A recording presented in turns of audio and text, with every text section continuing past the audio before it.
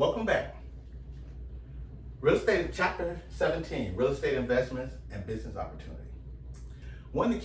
Two key terms that I would like to bring to the student, as well as possible test questions for the exam: leverage and liquidity.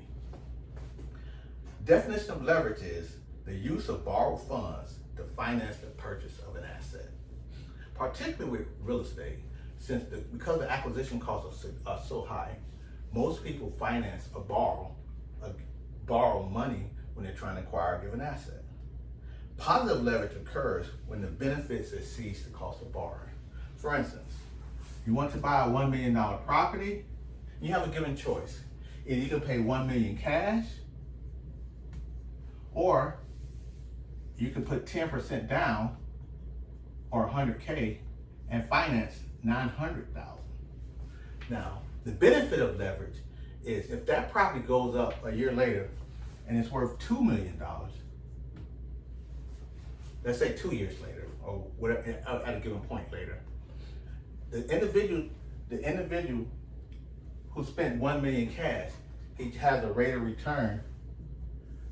He earned $1 million, but he invested $1 million, which is a 100% rate of return, an excellent rate of return.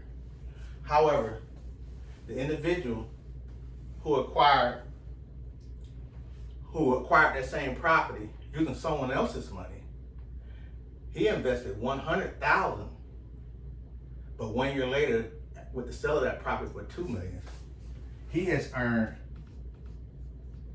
$1 million on his $100,000 cash advantage. A clear illustration of leverage, which is 1,000% rate of return. He has earned $1 million on $100,000 cash advantage, cash investment. So the purpose why individuals invest in real estate is due to leverage, the positive leverage, and accordingly, that's why you have a lot of programs which emphasize 90% financing, 100% financing accordingly. The risk associated is borne more so with the lender as opposed to the initial purchaser because of the positive leverage and the high financing ratio. The opposite of that is liquidity. A disadvantage, liquidity refers to the ability to sell an investment very quickly without a loss of capital. Liquidity means how can you get out of it? How can you become liquid? How can you retrieve your cash investment? One of the disadvantages of real estate is that it's immobile. It's not as liquid as the stock market and things of that nature.